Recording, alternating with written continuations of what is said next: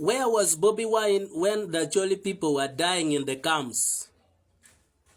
Where were the Baganda during the time of Kony's war? When Joseph Kony was killing us in Acholi, where were they? This is a very, very common comment that is being spread by propagandists in NRM to make sure people don't welcome NUP, to make sure people don't welcome the National Unity Platform.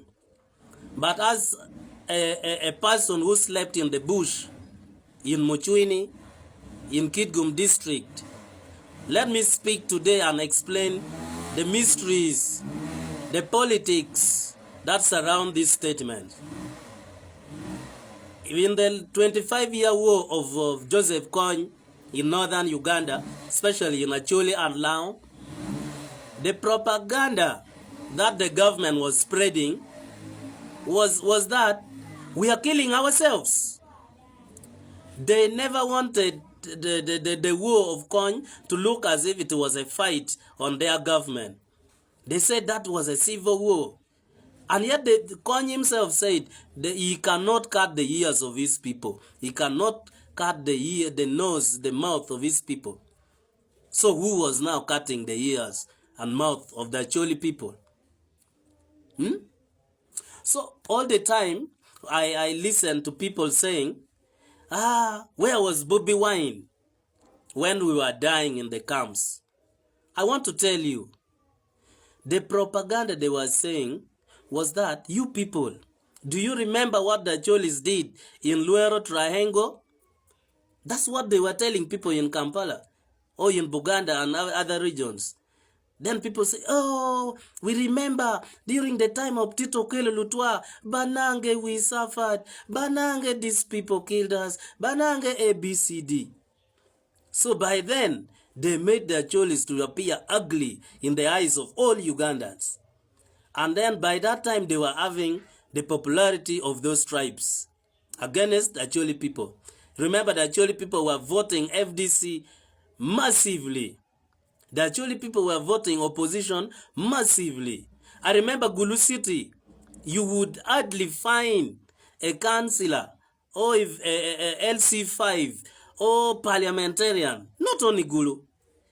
Every leader in the north was opposition because they had spread propaganda that Acholi people were killing people, others. They were like killing themselves. So let them die there. They're killing themselves.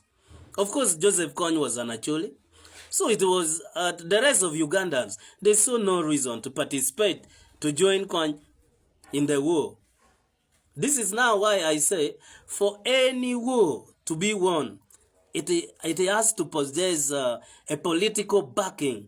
It should come from something that is common for all tribes in Uganda.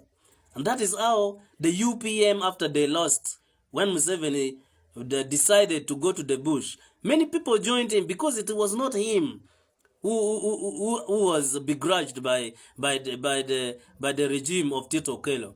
Many people saw that that government was not fitting for that time. Remember, that was the time elites started coming. Ugandans who had studied abroad, others who had the knowledge, children who were whose parents were in the church, they started coming up. So they saw as if this person who is not well educated, no, let's go to the bush.